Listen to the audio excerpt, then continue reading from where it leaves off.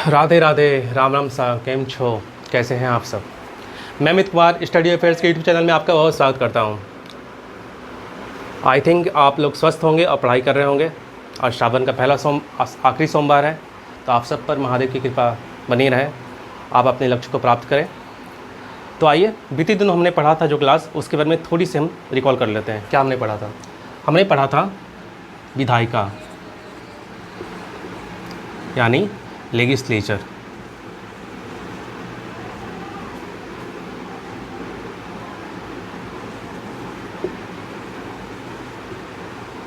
हमने विधायिका के बारे में पूरा अध्ययन किया था, यानी हमने विधायिका को पूरा समझा था, जाना था और इसकी पूरी व्याख्या की थी। ठीक है, तो आज हम थोड़ा सा रिकॉल कर लेंगे कि हमने क्या क्या पढ़ा था, क्या क्या समझा था। यानी हमने पढ़ा था इसका जब हमने विभाजन किया था, यानी पहले नंबर पे कौन थे? राज्यपाल थे। दूसरे नंबर पे कौन थे? विधान परिषद। और तीसरे नंबर पे हमारी विधानसभा। ये आपको कैसा लग रहा है? ये आपको बिल्कुल संसद की तरह लग रहा है, यानी संसद। यानी विधायिका से हमने क्या समझा था? यानी बिल्स, यानी विधेयक, जहाँ विधेयक पारित होते हों, जहाँ विधि बनती हो। ठीक है, और विधि जो है, विधेयक जो है दो स्तर पर बनते हैं। एक सेंट्रल लेवल, यानी जो सेंट्रल लेवल पे हमारी, जो केंद्र स्तर पर हमारी संसद, और राज्य स्तर पर हमारी विधायिका। ठीक है, दो जगह, यानी राज्य स्तर पर और केंद्र स्तर पर दो जगह विधियाँ बनती हैं। ठीक है, संसद के बारे में बिल्कुल ऐसा ही था। यहाँ पे राष्ट्रपति थे, यहाँ पे राज्यसभा थी, और यहाँ विधानसभा की जो समानता जो लोकसभा थे। ठीक है, तो हम तुलना करके पढ़ते हैं। ठीक है, बिल्कुल हमने संसद के बारे में पूरा बीते दिनों क्लास कर लिया, पूरी व्याख्या उसकी समझ ली, जान ली। ठीक है, आज जो हम चर्चा करेंगे, यानी विधायिका इसके पहले क्लास में हमने पढ़ लिया। ठीक है, आज हमारी जो चर्चा होगी, हमने जैसे राज्यपाल, विधान परिषद, विधानसभा, ये इन तीनों टॉपिक को पढ़ेंगे, जहाँ तक हमारी जो विधायिका है ये समाप्त होगी। आज जो हम पढ़ने वाले हैं, विधानसभा पढ़ने वाले हैं। आज हमारी जो पूरी चर्चा रहेगी विधानसभा के ऊपर रहेगी। तो आइए, विधानसभा हमारी टॉपिक है आज की, और इस जगह से अपनी कक्षा को प्रारंभ करते हैं।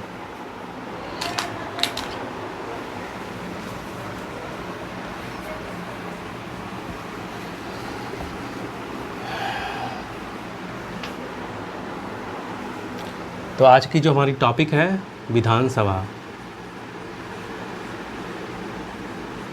यानी लेजिस्लेटिव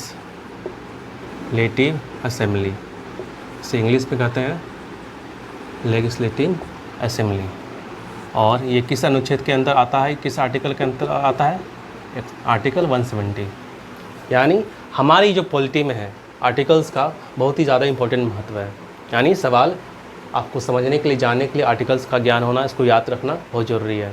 तो पहला क्वेश्चन जो आएगा आपके ऑब्जेक्टिव्स में, ये आर्टिकल्स, यानी इस आर्टिकल को हम याद रखेंगे। यानी विधानसभा की जो चर्चा है वो आर्टिकल 170 में है। ठीक है, देखिए विधानसभा जो है हमारे हर एक राज्य में, यानी हमारे 28 राज्य, 8 संघ राज्य क्षेत्र, यानी हर राज्य में, जहाँ पे हर राज्य में विधानसभा है। ठीक है, और संघ राज्य क्षेत्र ऐसे दो हैं जहाँ विधानसभा उपस्थित है। यानी हर 8 जो संघ राज्य क्षेत्र हैं, हर में विधानसभा नहीं है। सिर्फ दो ही संघ राज्य क्षेत्र ऐसे हैं जहाँ विधानसभा उपस्थित है। और संघ राज्य कौन है? वह है हमारी दिल्ली और पुडुचेरी। बीते दिनों चुनाव हुआ दिल्ली में विधानसभा का, कुल सीटें कितनी थी? 70। ठीक है, चुनाव हुआ। और ये मुख्यमंत्री कौन है वहाँ के? डॉक्टर रेखा गुप्ता। पुडुचेरी में भी चुनाव हुआ। तो इस तरह दो संघ राज्य क्षेत्र ऐसे हैं जहाँ विधानसभा उपस्थित है, जहाँ विधानसभा अपना राज्य का संचालन करती है। ठीक है, तो हम पढ़ेंगे, यानी विधानसभा। विधानसभा यानी हर राज्य में उपस्थित है।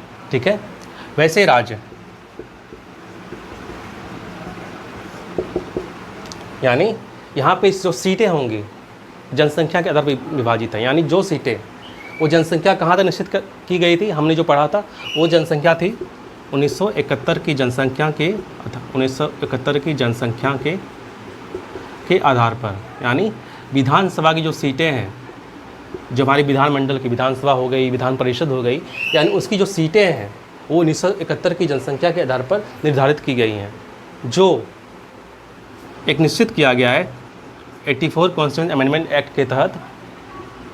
यह 2026 तक वैसे ही रहेगी। यानी जो 1971 की जनसंख्या का तय किया गया था, यानी अमूमन जितने राज्य हैं जहाँ विधानसभा उपस्थित है वहाँ सीटें कितनी रहेंगी, और 84वां संविधान संशोधन अधिनियम की तरह 2026 तक निश्चित कर दिया गया था। यानी इतने तक, यानी 2026 तक जो विधानसभा की जो सीटें हैं वो नियत रहेंगी।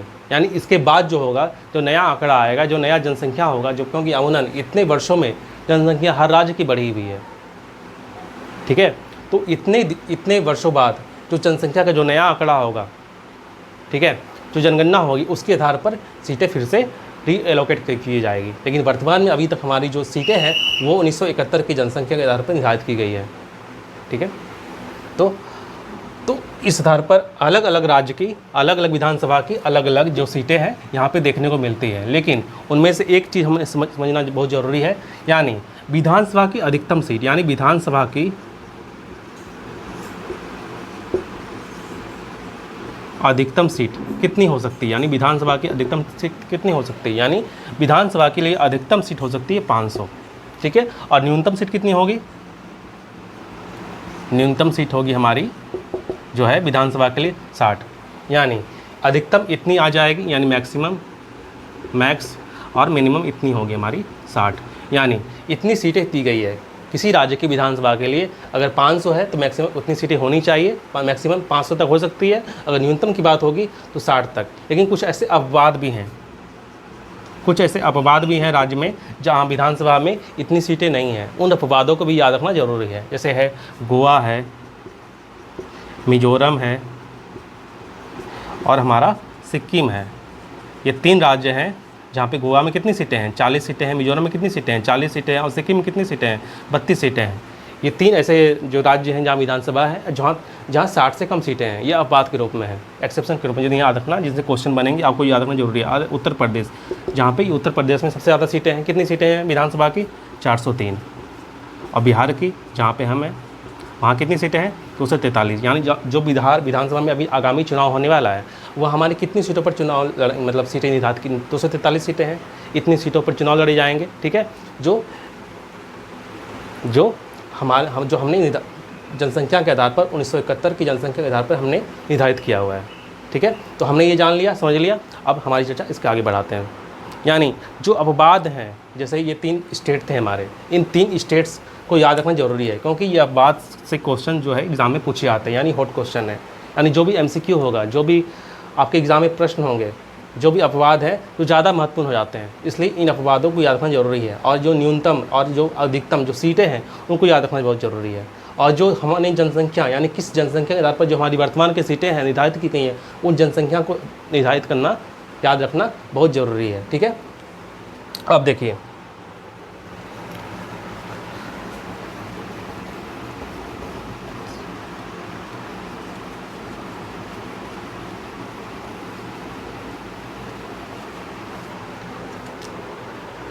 अब देखो विधानसभा में जो है आरक्षण की व्यवस्था है। विधानसभा में आरक्षण, हम आरक्षण को पढ़ेंगे। यानी आरक्षण 2 लेवल पे दी जाती है। आर्टिकल, अनुच्छेद 330 और आर्टिकल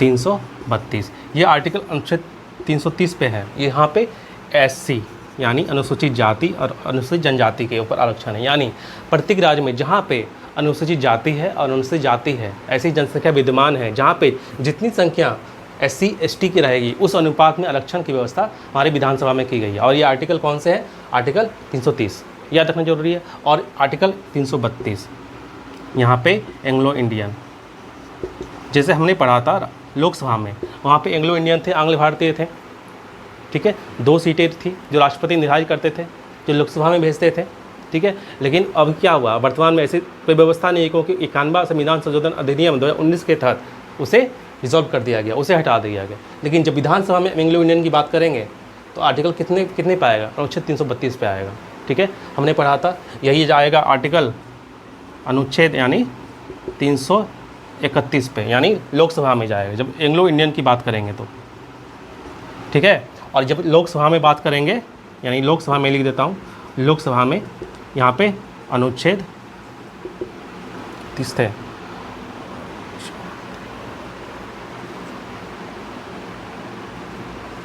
33 पे जाएगी। तो लोकसभा में बात करेंगे SC ST के विषय में आरक्षण को लेकर के। तो हमने यहाँ तुलना कर लिया लोकसभा को लेकर के और विधानसभा को लेकर के, क्योंकि दोनों अमूमन जो सदन है मिलता है, क्योंकि यही विधानसभा राज्य में है, लोकसभा के समान है, ठीक है। और यही जो विधान परिषद है जो वहाँ पे संसद में राज्यसभा के समान है, यानी काफ़ी समानता देखने को मिलती है, ठीक है। हमने ये जाना। अब इसके बाद हम नेक्स्ट जानते हैं, हमने आरक्षण की व्यवस्था कर ली, यानी आरक्षण जो हमारे संविधान में दिया गया है, विधानसभा को भी दिया गया है और लोकसभा को दिया गया है। जो विधानसभा में जो आरक्षण है प्रत्येक राज्य में जहाँ पे SC ST है, जितनी जनसंख्या SC ST की होगी, अनुसूचित जाति अनुसूचित जनजाति की, उन जनसंख्या के अनुपात में आरक्षण की व्यवस्था की गई है, ठीक है।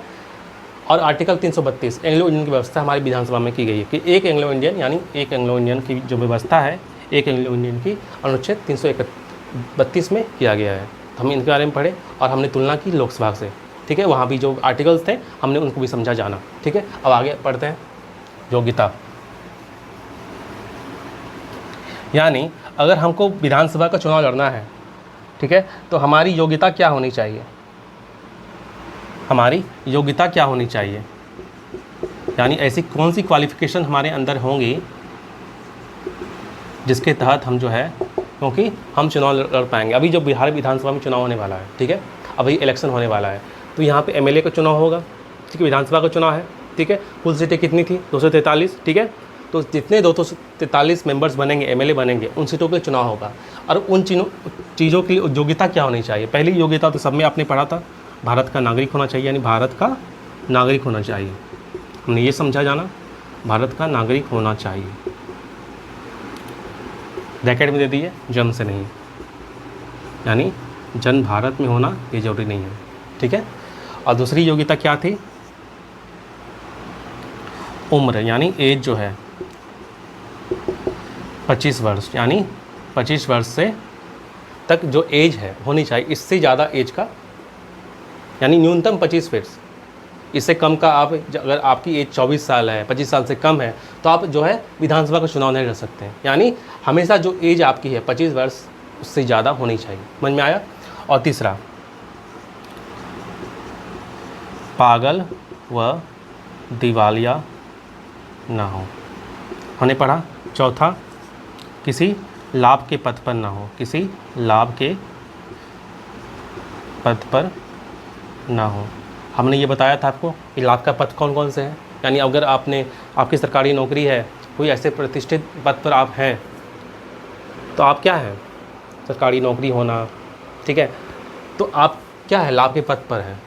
लेकिन यही जो आप चुनाव लड़के MLA बनेंगे, MP बनेंगे, तो यही जो पद आपका जो धारण करेंगे, मंत्री बन गए, आप सांसद बन गए, विधायक बन गए, तो ये पद आपका कौन सा पद है, ये आपके पद की सूची में नहीं आता, ये आपके पद में नहीं आता। ये पद अपने आप में सेवा का पद है, क्योंकि आप जनता का सेवा करते हैं। यानी जिस प्रकार लोकसभा हमारा क्या था, जनता का सदन था, लोकप्रिय सदन था, निचला सदन था, उसी तरह यहाँ पे हमारा विधानसभा जो है, यहाँ पे फिर से लिखता हूँ, यहाँ पे ये आपने पढ़ लिया ये चीज़ योग्यता के बारे में। भारत का नागरिक होना चाहिए, उम्र 25 वर्ष, उससे अधिक 25 वर्ष कम से कम, यानी 25 वर्ष से ज़्यादा उम्र है आप, या 25 वर्ष से आप चुनाव लड़ सकते हैं, उससे कम वाले चुनाव नहीं लड़ पाएंगे।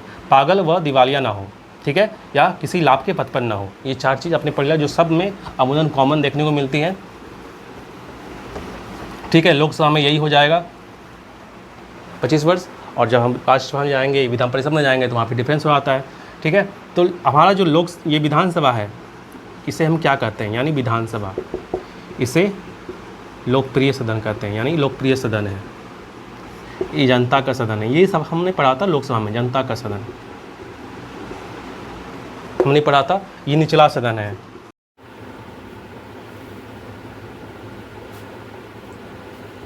तो हमने विधानसभा की जो योग्यता है वो हमने पढ़ा था कि MLA जो चुनाव लड़ेगा विधानसभा का, तो उसके लिए क्या योग्यता होनी चाहिए, जो हमने पढ़ा क्वालिफिकेशन। और विधानसभा को क्या कहते हैं, लोकप्रिय सदन, जनता का सदन और निचला सदन, ठीक है। इसके आगे हम पढ़ेंगे निर्वाचन, यानी इलेक्शन।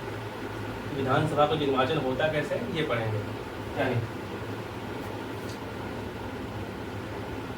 विधानसभा का निर्वाचन, यानी यहाँ पे डायरेक्ट इलेक्शन होता है, यानी प्रत्यक्ष चुनाव होता है, डायरेक्ट इलेक्शन की व्यवस्था यहाँ पे की गई है, यानी प्रत्यक्ष चुनाव।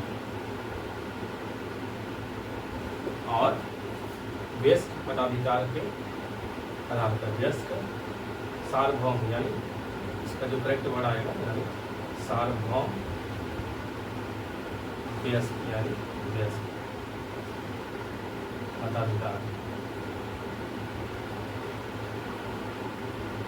ठीक है, तो हम तुलना करते हैं लोकसभा और राष्ट्रीय विधानसभा, दोनों में क्या था, दोनों में चुनाव की जो व्यवस्था है, यानी प्रत्यक्ष चुनाव होता है, यानी जनता यहाँ पे डायरेक्ट पार्टिसिपेट करती है। यानी जब भी चुनाव होगा, विधानसभा का हो गया या लोकसभा का हो गया, ये जनता का सदन है, लोकप्रिय सदन है, और ये निचला सदन है। हमने दोनों के बारे में तुलना की, केंद्र और राज्य स्तर पर। यहाँ पे जनता जो है डायरेक्ट इलेक्शन में भाग लेती है, यानी जनता जो है सर्वोसर्वा है, जनता ही मालिक है। ठीक है, जनता ही अपने निर्वाचन क्षेत्र से जो भी प्रतिनिधि खड़े हैं, जो भी एमएलए का चुनाव लड़ रहे हैं, उनको वो चुन के भेजेगी सदन में, जो अपने अपने निर्वाचन क्षेत्र का प्रतिनिधित्व करेंगे, यानी राज्य विधानमंडल में, विधानसभा में। ठीक है, तो इनका चुनाव होगा प्रत्यक्ष चुनाव, यानी डायरेक्ट इलेक्शन होगा। ठीक है, ये हमने पढ़ा पहला चीज। और दूसरा, यानी जो वोट डाले जाएंगे, जनता जो वोट डालेगी वो सार्वभौम वयस्क मताधिकार के आधार पर, यानी हमारी चुनाव देने की जो उम्र है क्या है, 18 वर्ष।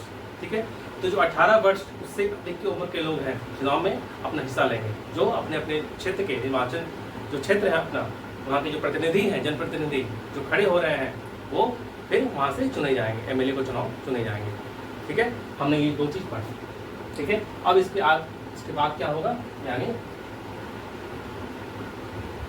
कार्यकाल, यानी अब निर्वाचन हमने पढ़ लिया, अब यहाँ तक कार्यकाल क्या होगा इसके बारे में हम पढ़ते हैं। यानी कार्यकाल, विधानसभा का जो टर्म है वो क्या है। ठीक है, चुनाव तो हमने पढ़ लिया, यह अस्थायी सदन है, यहाँ निर्वाचन जो होता है, ठीक है, वो जनता के द्वारा होता है, प्रत्यक्ष रूप में होता है, जनता सीधे सर्वोसर्वा है, पूरी व्यवस्था में जो भी है प्रतिनिधि को चुनने में, ठीक है, वो अपना एक बहुमूल्य रोल अदा करती है। ठीक है, तो आने वाले जो हमारे इलेक्शन है, हमारा जो बिहार विधानसभा का इलेक्शन होने वाला है, आगामी चुनाव होने वाला है बिहार, तो आप भी अपने मत का, अपने महत्वपूर्ण मत का अच्छे से प्रयोग करें। किसी भी जाति को देख करके, धर्म को देख करके, पैसे के प्रलोभन में आकर अपना वोट जाया ना करें। यानी जो भी हमारा एक महत्वपूर्ण राइट्स है, हम उसके बारे में ज़्यादा ज्ञान नहीं रखते, हम उसको बहुत हल्के में ले लेते हैं। यानी आज जो आपके क्षेत्र के नेता धन बल के प्रयोग कर जीत जाते हैं, जो आज आपको दिखाई देंगे चुनाव में आपके सामने मंडराते हुए, लेकिन जब 5 साल वर्ष बीत जाएगा, जब आपके क्षेत्र का कोई विकास नहीं होगा, जब चाहोगे कि आपके क्षेत्र में स्कूल्स हो, अच्छी स्वास्थ्य सुविधाएं हो, रोड्स हो, अच्छा बाजार हो, एक उचित, एक समुचित जो होता है, एक विकास की जो आप चाहते हो कि अपने क्षेत्र में आपका विकास हो, जब वो नहीं होता ना, तो मन को बड़ा दुख होता है। और हम पूछते रहते हैं कि नेता काम नहीं करते, हमारे विधायक काम नहीं करते, हमारे सांसद काम नहीं करते, उनको चुना कौन है? वो ऐसे तो नहीं बन गए हैं, कोई राजतंत्र है नहीं, ये लोकतंत्र है, और हम ही चुन के भेजते हैं। जब हमारी पसंद गलत हो जाती है तो हम सिर्फ दोष जो है सिर्फ नेता पर क्यों डाल देते हैं? क्या हमारा कोई दायित्व नहीं होता? क्या चुनाव में हम भागीदारी नहीं निभाते? तब चुनाव में समुचित भागीदारी हम निभाते हैं, सर्वोसर्वा हम है, हमारे मत से जीतते हैं लोग, तो फिर वो उंगली एक तरफ हमारी तरफ उठती है कि हमारी पसंद गलत थी, हमने धन बल प्रभाव जाति धर्म को देख करके वोट दे दिया। हमने ये नहीं देखा कि एक ऐसा प्रत्याशी भी चुनाव में था जो शिक्षित था, जो पढ़ा था, जो आपके क्षेत्र से था, जो आपके बीच से था, जो अगर वो चुनाव जीतता ना तो आपके क्षेत्र का विकास करता। भले ही उसके पास ज़्यादा पैसे नहीं थे इस पूरी चुनाव व्यवस्था में खर्च करने के लिए, लेकिन उसके पास मन था, एक नियत थी। उस नियत के आधार पर ना वो एक अच्छा एमएलए बनता, एक अच्छा सांसद बनता जो आपके बीच का होता। आज चुनाव में इसकी आवश्यकता है कि आप जाति धर्म धन बल के प्रभाव से उठकर उसको साइड में रखकर आप अपने मत का प्रयोग करें। हमारे बाबा साहब संविधान ने संविधान जब बनाया इसका खासा ध्यान रखा। आज जो हमने पढ़ा 332 में SC ST हमारे जितने विधानसभा में हैं, जितने भी हमारे अनुसूचित जाति जनजाति लोग हैं, उनका ध्यान रखा, उनको ये अधिकार दिए कि आपकी जितनी जनसंख्या है उसके अनुपात का आरक्षण मिलेगा, आप शोषण का शिकार नहीं होंगे, आप भी अपने मत का, अपने अधिकार का उतना ही प्रयोग करोगे जितना एक आम इंसान करता है, इतने आम सभी लोग करते हैं, कोई बांटने की कोशिश नहीं है। तो हम अपने जो मूलभूत अधिकार हैं, जो हमारे राइट्स हैं, उसे हम नहीं समझते। इसलिए इस बार के चुनाव में हमारे राज्य को बढ़ाने में, एक नई ऊंचाई तक पहुंचाने में ये शिकायत हम अपने बच्चे से ना करें, ये शिकायत हम अपने आप से ना करें कि हम पिछड़े क्यों हैं, हमारा राज्य पिछड़ा क्यों है। जितना आप दोष देते हो कि एक नेता काम नहीं करते, एक मुख्यमंत्री काम नहीं करता, जो चुनाव जीतता है, इतना दोष क्यों आप खुद को क्यों नहीं देते हैं? क्योंकि राजतंत्र नहीं है, ये लोकतंत्र है। हमारी पसंद की सरकार बनती है, हमारी पसंद के लोग चुने जाते हैं, हमारी पसंद की जनप्रतिनिधि हमारे हिमाचल क्षेत्र के MLA सांसद बनते हैं। तो भी हमारी भूमिका जो है सबसे ज़्यादा होती है कि अपने मत का हम बहुत ही सोच समझ कर ध्यान से प्रयोग करें, एक ऐसे प्रत्याशी चुनें, एक ऐसे लोग चुनें जो आपकी विधानसभा में जाएं, जो आपकी बात रखें, जो आपके राइट्स के बारे में बात करें, जो आपके क्षेत्र के बारे में बात करें, जो शिक्षा के बारे में बात करें। आपने देखा होगा CGL SSC CGL का किस तरह इतनी प्रतिष्ठित परीक्षा किस तरह अव्यवस्थित हो गई। एक प्रश्न उठता है कि हम सरकारी नौकरी करने वाले लोग जो सोचते हैं, जो अपने परिवार की उम्मीदों को लेकर के बड़े शहर जाते हैं कि तैयारी करेंगे, इतना घंटे पढ़ते हैं, अपनी नींद को त्यागते हैं, अपने हर जो भी शौक अरमान हर चीज़ को त्याग करके पढ़ाई करते हैं कि इस एग्ज़ाम को क्वालिफाई करके हमें जब हमारी नौकरी लगेगी, हम घर जाएंगे तो पूरा घर बदल देंगे, जो गरीबी थी, जो अभाव था, उसको दूर करेंगे। लेकिन जब ऐसे नेता आपके, ऐसी पूरी व्यवस्था जब पूरी ध्वस्त हो जाए, पूरी भ्रष्टाचार में युक्त हो जाए, तब आपको धक्का लगता है कि यार इतना पढ़ना लिखना, इतना त्याग का कोई फल ही नहीं है। कल जो शून्य से हम निकले थे तो बड़े शहर जाकर तैयारी करेंगे, इतना हमने समय दिया, उसका कोई रिजल्ट ही नहीं है। लाइफ में आप असफल होते हो, अपने आप को थका हुआ महसूस करते हो। इसलिए इसका सबसे मूलभूत तरीका यही है जवाब देने का, अपनी पढ़ाई से भी ज़्यादा जवाब देने का आज मत है। अपने वोट का, अपने मत का बहुत ही सोच विचार के आप इस्तेमाल करें। वैसे लोगों को सत्ता में लाए जो आपके बारे में सोचे, जो छात्र का ध्यान रखे, जो शिक्षक का ध्यान रखे। हम यहाँ पढ़ने के लिए, हम शिक्षक पे जाके नारेबाजी करने के लिए सत्ता रख लेनी है।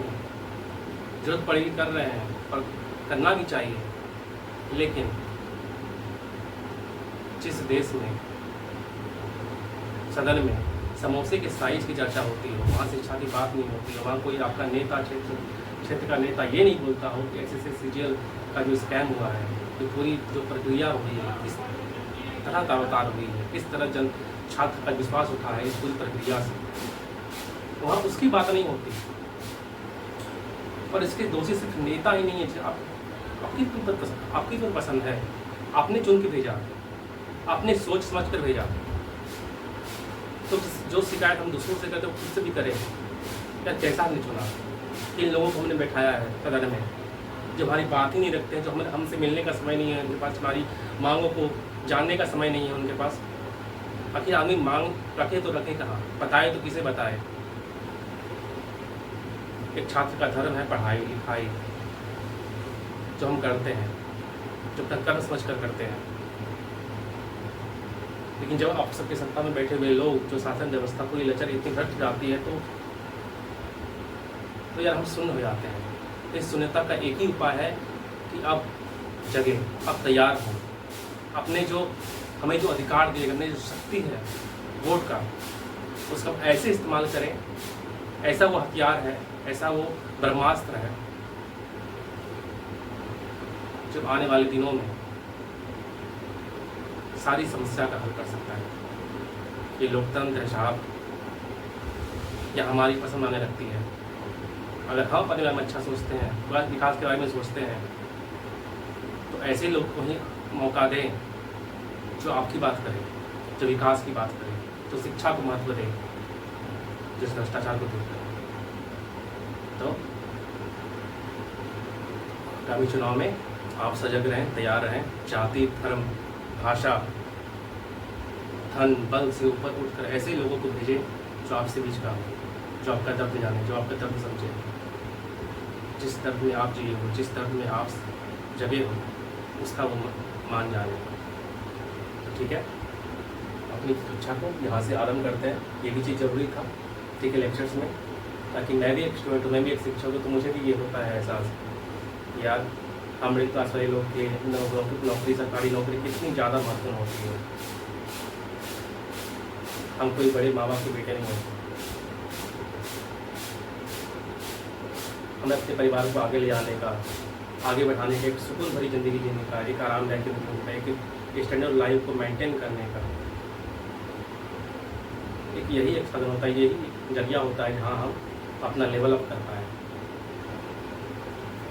तो बहुत उम्मीदें होती हैं, और एक उम्मीद आपसे भी है इस देश में कि आप अपने मत का सजग रूप से, अच्छे ढंग से, जितना आपने पढ़ा है, जितना पॉलिटी को जाना है आपने, जितना संविधान पढ़ा है, आपसे किताबी ज्ञान न रहे, वो हमारे हाथों का हथियार बने और हम इसका अच्छे से सजग रूप से प्रयोग कर पाए। तभी हमारे पढ़ने लिखने का कोई मायना है। अपने आसपास वालों को सजग करें और हमें से ब्रह्मास्त्र मिला है, इसका हम अपने चुनाव में अच्छे से प्रयोग करें। ठीक है, आते कार्यकाल, यानी विधानसभा का कार्यकाल क्या होता है, यानी टर्म क्या होता है, यानी टर्म। अमूमन विधानसभा का जो कार्यकाल है ये 5 वर्ष का है, यानी 5 वर्ष का ये कार्यकाल है। ठीक है, लेकिन इससे पहले भी, क्योंकि ये अस्थायी सदन है, आपने पढ़ा होगा, ये अस्थायी सदन है, यानी इसका सटीक कार्यकाल 5 वर्ष नहीं होता, लेकिन अमूमन सामान्यतः ये 5 वर्ष का होता है। लेकिन जब तक सदन में बहुमत है, यानी जो भी गठबंधन है या जो भी दल है, उसको जब तक बहुमत है तब तक ये अपना पूरा टर्म पूरा करेगी। जब 5 वर्ष के बाद चुनाव होगा तो वो नेक्स्ट फिर दल जो है सत्ता में आएंगे, जो भी जिसके पास बहुमत होगा, गठबंधन के पास बहुमत होगा तो आएंगे। बहुमत का शासन है, जब तक सदन में बहुमत है दल को, तब तक वो 5 वर्ष तक, यानी टोटल अपना जो कार्यकाल है वो पूरा करेगी। लेकिन इसके पहले भी सरकार गिर सकती है अगर उसमें बहुमत ना हो। ठीक है, इसके पहले, लेकिन ये किन कारणों पर गिरेगी, किन कारणों पर? एक तो पहले बहुमत ना होने की स्थिति में, पहला ये हो गया। अगर आपका 5 वर्ष से पहले भी होगा, अगर राष्ट्रपति शासन लग जाए, राष्ट्रपति शासन कितने अनुच्छेद में है, अनुच्छेद आर्टिकल 356, अगर राष्ट्रपति शासन लग जाए, ठीक है, राज्यपाल को ऐसा लगे कि राज्य की जो राज्य जो है नहीं चल पा रहा है, राज्य की जो व्यवस्था ऐसी बन गई है, ऐसी स्थिति उत्पन्न हो गई है और ये अवस्था फैल गई है जहाँ पे केंद्र को हस्तक्षेप करना जरूरी है, तो वहाँ पे राष्ट्रपति शासन लग जाएगा। अगर राज्य जो है केंद्र के नियमों को, केंद्र के जो भी बात को ना माने, तो फिर राष्ट्रपति शासन लगेगा। ठीक है, और दूसरा क्या है, आपातकाल, यानी आपातकाल की स्थिति में, जब आपातकाल होता है अनुच्छेद 352, तो क्या होता है, हमारी जो स्टेट की जो भी पावर्स हैं वो सेंट्रल को मिल जाती है। तब ये आप भी जो भी बहुमत है, यानी सरकार जो आपकी गिर जाती है, यानी सारा पावर्स तो वहाँ चला गया, ट्रांसफर हो गया, आपके पास कुछ रहा नहीं, जो भी डिसीजन मेक होगा सारा सेंट्रल लेवल से होगा। तो इन आधार पर ये बहुमत जब ना हो तब सरकार गिर जाएगी, 5 वर्ष का कार्यकाल पूरा नहीं कर पाओगे, राष्ट्रपति शासन लग जाएगा, तब भी होगा आर्टिकल 356 में और आपातकाल आर्टिकल 352 में। ऐसी व्यवस्था है जो आप 5 वर्ष का टर्म पूरा नहीं करते हो, लेकिन अमूमन जो सामान्यतः जो अगर टर्म अगर पूछा जाए तो 5 वर्ष का होता है। तो ये विधान परिषद में कितना होता है, विधान परिषद में यानी लेजिस्लेटिव काउंसिल में 6 वर्ष का, यहाँ पे हो जाएगा 6 वर्ष का कार्यकाल हो जाएगा। और यहाँ पे ये नियत होता है क्योंकि तो अस्थायी सदन है, यानी ये अस्थायी था, टेम्पोररी था, और ये परमानेंट हाउस है, यानी अस्थायी सदन है, परमानेंट हाउस है 6 वर्ष का। और यह हर दूसरे वर्ष 1/23 सदस्य जो है सेवानिवृत्त यानी रिटायर हो जाते हैं। ठीक है, यानी ये विधान परिषद आपका कभी डिसॉल्व नहीं होता। विधानसभा की तुलना करेंगे तो राज्यसभा से करेंगे, अभी जब इतना ही होता है, परमानेंट हाउस है, वहाँ भी ये डिसॉल्व नहीं होता, यानी हर दूसरे वर्ष 1/23 सदस्य सेवानिवृत्त हो जाते हैं। अब विधान परिषद की बात करें तो विधानसभा का कुल संख्या का कितना हमने बात किया था, 1/23, यानी और बिहार विधानसभा का अगर विधानसभा का सीट है 243 है, तो विधान परिषद में कितनी सीटें हैं, 75 सीटें हैं। हमने ये बात कर लिया, ये जान लिया कार्यकाल। अब जानेंगे अध्यक्ष और उपाध्यक्ष के बारे में। यानी जब विधानसभा को चलाते हैं, जो हेड ऑफ द हाउस होते हैं, हेड ऑफ द सदन होते हैं, उनके बारे में जानते हैं। यानी विधानसभा के अध्यक्ष। अब एक एमएलए ने चुनाव लड़ लिया, अब वो जाएगा अपने सदन में, यानी विधानसभा में जाएगा, विधानसभा के अध्यक्ष। तो वहाँ पे जितने भी सदन के जो सदस्य हैं वो शपथ लेंगे, यानी विधानसभा के लोग जितने भी सदस्य हैं वो शपथ लेंगे, ओथ लेंगे, ठीक है। अब उन सदस्यों में से ही एक अध्यक्ष चुना जाएगा, जो पूरी सदन की व्यवस्था को, जो पूरी विधानसभा के, राज्य की विधानसभा की व्यवस्था को संभालेंगे, ठीक है। हमने इतना सुना, यानी सदस्य, यानी जो इनका सदस्य होगा उन सदस्यों से ही अध्यक्ष चुना जाएगा, ठीक है। एक अध्यक्ष चुन लेंगे हम और एक उपाध्यक्ष चुन लेंगे, ठीक है। इन सदस्यों में से चुनेंगे, ठीक है। और अध्यक्ष का क्या होता है, यानी सदस्य का ओथ होता है, ठीक है। सदस्य का ओथ होता है, लेकिन अध्यक्ष का ओथ नहीं होता, उपाध्यक्ष का ओथ नहीं होता। ओथ यानी शपथ, हमने यहाँ ये पढ़ा, ठीक है। यानी जो विधानसभा का जो अध्यक्ष है उसका स्वयं का जो होता है, अध्यक्ष के रूप में शपथ नहीं लेते, क्योंकि वो जब सदस्य होते हैं तो सदस्य के रूप में शपथ ले चुके होते हैं, ठीक है। तो इसलिए यहाँ पे अध्यक्ष के रूप में अलग से शपथ की व्यवस्था नहीं की गई है। यानी जो यहाँ पे अध्यक्ष बनेंगे, उपाध्यक्ष बनेंगे, वो सदन के सदस्य यानी सदस्यों में से ही बनेंगे। जैसा हमने पढ़ा था राज्यसभा में, वहाँ पे क्या था, जो वहाँ पे अध्यक्ष था, सभापति थे राज्यसभा के, वो क्या थे, बाहर से थे, यानी वो उपराष्ट्रपति बने थे, जो स्वयं उस सदन के सदस्य नहीं थे। लेकिन जब हम लोकसभा पढ़ते हैं, विधानसभा पढ़ते हैं, क्या होता है ये, तो वहाँ पे वो उस सदन के सदस्य होते हैं, ठीक है। यहाँ पे आपकी जानकारी क्लियर हो गई, मैं समझा दिया है विधानसभा के अध्यक्ष के बारे में। जो सदस्य होते हैं उनमें से अध्यक्ष उपाध्यक्ष चुन लिया जाता है। अब ओथ के बारे में आते हैं, यानी शपथ के बारे में आते हैं, ठीक है। तो शपथ जो होता है सदस्य के रूप में होती है, वो स्वयं अलग से फिर अध्यक्ष और उपाध्यक्ष की सदस्यता नहीं लेते, ठीक है। अब हम यहाँ पे बात करेंगे, जब सदस्य जो होता है अपना जो अध्यक्ष साहब है, अगर मान लीजिए पूरी संचालन व्यवस्था, सदन की व्यवस्था को संभाल रहे हैं, अगर कभी वो अनुपस्थित हो गए, एक तरफ पढ़ते हैं पदरिक्त यानी अध्यक्ष, ठीक है। एक तरफ पढ़ते हैं पदरिक्त, एक तरफ पढ़ते हैं अनुपस्थित, ठीक है। अब जब पदरिक्त हो जाएगा, ठीक है, तब यहाँ अध्यक्ष जो है यहाँ पदरिक्त हो गया, यानी अध्यक्ष साहब जो है ना अपने जो त्याग पत्र है उपाध्यक्ष को दे देंगे, यानी अध्यक्ष जब भी अपना त्याग पत्र देंगे उपाध्यक्ष को देंगे, ठीक है। ये बात हमने समझ ली, अध्यक्ष अपना त्याग पत्र उपाध्यक्ष को देंगे। अब उपाध्यक्ष को त्याग पत्र देंगे तो अध्यक्ष को देंगे, यानी दोनों एरो लगा दिया है, ये आपने समझ लिया। अब अध्यक्ष का जब पदरिक्त होगा तो उपाध्यक्ष संभालेगा, ठीक है। अगर उपाध्यक्ष संभालेगा, अध्यक्ष का जब पदरिक्त हो गया तो उपाध्यक्ष, जब उपाध्यक्ष का पद रिक्त हो गया तो राज्यपाल द्वारा नियुक्त व्यक्ति, तो यहाँ पे राज्यपाल जो साहब हैं, राज्यपाल के द्वारा नियुक्त जो व्यक्ति है वह सदन चलाएंगे। ये हमने पढ़ लिया पदरिक्त के बारे में। जब अनुपस्थित यहाँ पे अध्यक्ष अनुपस्थित होंगे तब यहाँ पे उपाध्यक्ष चलाएंगे, ठीक है। जब उपाध्यक्ष अनुपस्थित हो गए तब सदन कौन चलाएगा, तब एक सूची बनती है, पूरा लिस्ट बनता है, जहाँ एक पूरी नाम रहती है जो अध्यक्ष साहब डिसाइड करते हैं, सूची दी होती है। तो आप देखते होंगे कभी आप विधानसभा, बिहार किसी भी राज्य को विधानसभा आप देखें तो वहाँ पे जो अध्यक्ष होते हैं जब वो रहते हैं तो वो चलाते हैं, जो उपाध्यक्ष रहते हैं तो वो चलाते हैं। कभी कभी आपने देखा होगा तीसरा नंबर पर जाता है, ठीक है, जो पूरी सदन चलाता है वो इनमें से ही रहते हैं। जब ये दोनों नहीं रहेंगे तो यहाँ पे एक सूची रहती है, इन सूची में से जो भी बारी बारी से वो यहाँ पे जो उपस्थित रहेंगे वो यहाँ पे अध्यक्ष बनेंगे, वो अध्यक्ष सदन को चलाएंगे। तो हमने ये पढ़ लिया, आपकी जानकारी यहाँ क्लियर हो गई अध्यक्ष और उपाध्यक्ष को लेकर के। अब कोई डाउट नहीं बचा आपके पास, गॉट इट, ठीक है। अब नेक्स्ट पढ़ते हैं क्या।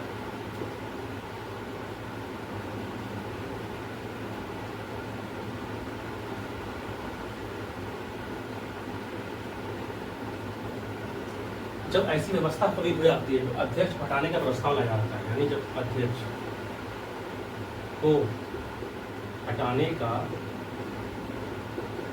प्रस्ताव लाते हैं तो ये ऐसा क्वेश्चन बनेगा जो लाते हैं, क्या वह सदन में बैठ सकता है, वह अध्यक्षता कर सकता है, तो वह अध्यक्षता जो है सदन की नहीं करेगा।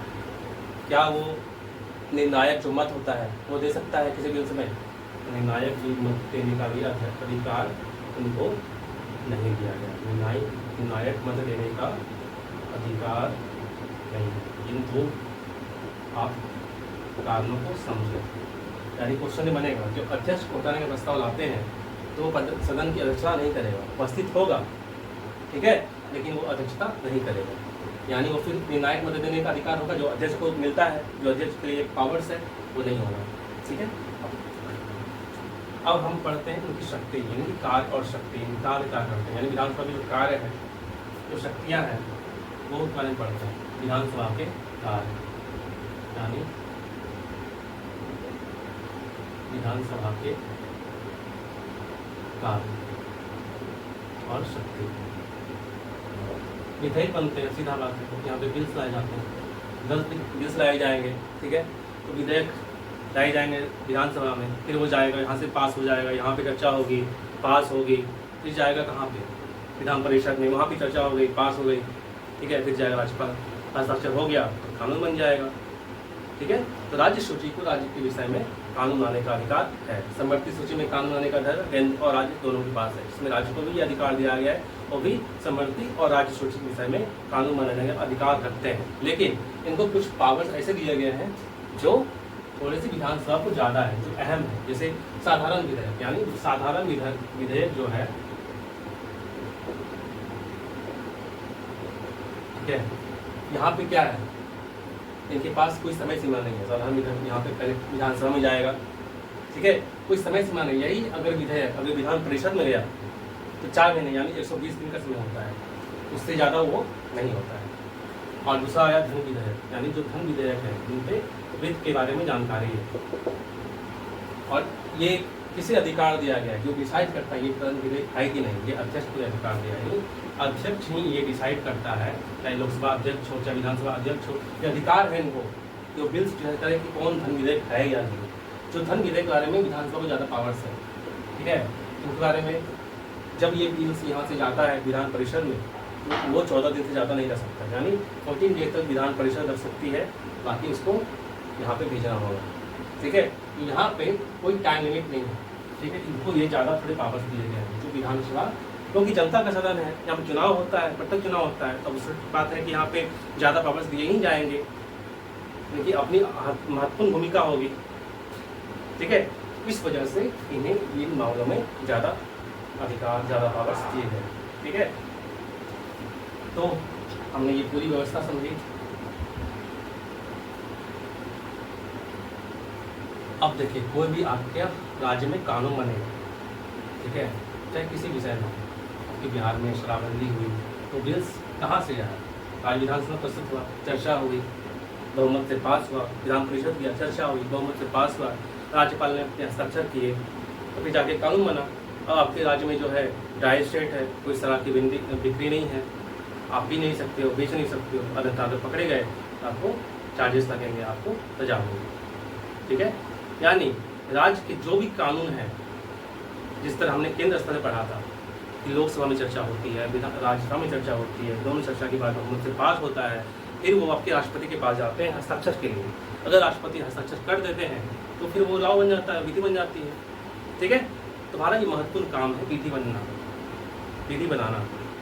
विधानमंडल में कौन से आ गए, राज्यसभा, राज्यपाल, विधान परिषद और विधानसभा। इनमें हमने विधान परिषद की जो कड़ी थी आज यहाँ पे पढ़ी, थोड़ी चर्चा की हमने, उनकी योग्यता के बारे में पढ़ा, उनके निर्वाचन कैसे होता है ये बारे में पढ़ा, उनके कार्य पावर्स क्या होते हैं ये बारे में पढ़ा, अध्यक्ष क्या कौन होते हैं, कैसे चुने जाते हैं ये हमने पढ़ा, जब वो उपस्थित रहते हैं, जो अनुपस्थित रहते हैं तो वो क्या होता है वो हमने पढ़ा। तो हमने पूरी चर्चा की और आई होप इस पूरी चर्चा को आपने ध्यान से सुना होगा, समझा होगा, जाना होगा, ठीक है। तो हमने अपने विधानमंडल की कड़ी में आज जो है पूरी चर्चा अपनी विधानसभा की समाप्त की। अब तक आप जितनी भी MCQ बनाओगे, क्वेश्चन बनाओगे, सब बनेंगे, मैंने कुछ नहीं छोड़ा।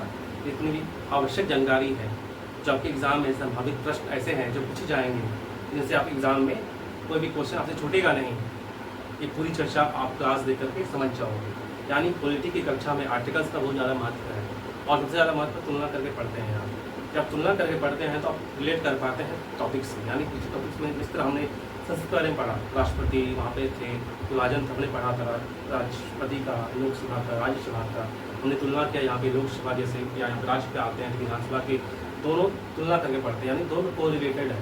जब राज्यसभा पढ़ते हैं विधान परिषद की तुलना करते हैं, दोनों को रिलेटेड है। तो राष्ट्रपति पढ़ते हैं राज्यपाल की तुलना करते हैं, दोनों को रिलेटेड है। ठीक है, यानी आप अनुच्छेद याद करेंगे, तुलना करेंगे, तब आपको पॉलिटी की समझ जो है, जानकारी जो है व्यवस्थित तरीके से हो पाएगी। ठीक है, यानी अपने पढ़ाई में आप तुलनात्मक अध्ययन करें। ठीक है, अपने पक्ष को रखें।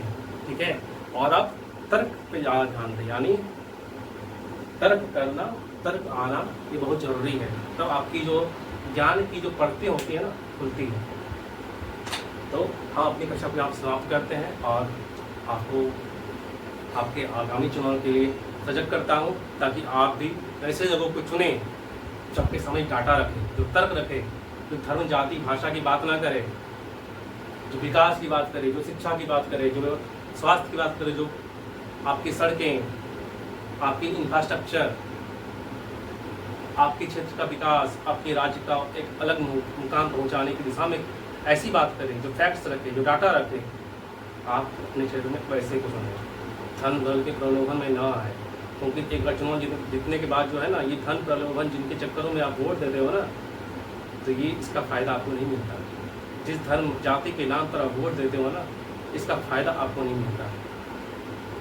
ठीक है, तो जितने भी लोग हैं जो इस बार अपना फर्स्ट चुनाव करेंगे, जितने युवा तो तैयारी कर रहे हैं सरकारी नौकरी की, जो सपना देख रहे हैं कि हम कुछ बदलाव लाएं, सिर्फ पढ़ लिख के एक नौकरी लेके बदलाव नहीं लाया है, आप अपने परिवार को बदल लाओगे। ठीक है, लेकिन एक बदलाव उससे पहले भी लाना होगा। जब आप वोट करते हो, वो वोट आपके राज्य के लिए होता है, आपके देश के लिए होता है, स्वयं अपने परिवार के लिए होता है। तो इन सब चीज़ों को जानें, समझें और अपने मताधिकार का बहुत ही सावधानी से, सजग रूप से आप प्रयोग करें।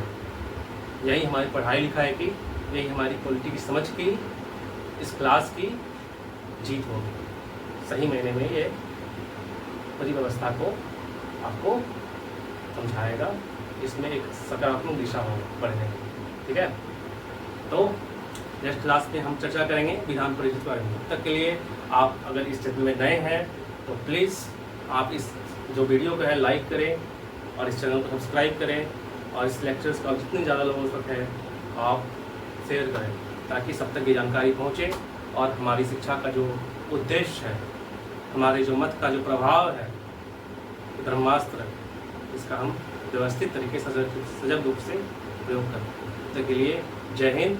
आप अपना बहुत ध्यान रखें। आप सभी को राधे राधे, हर हर महादेव।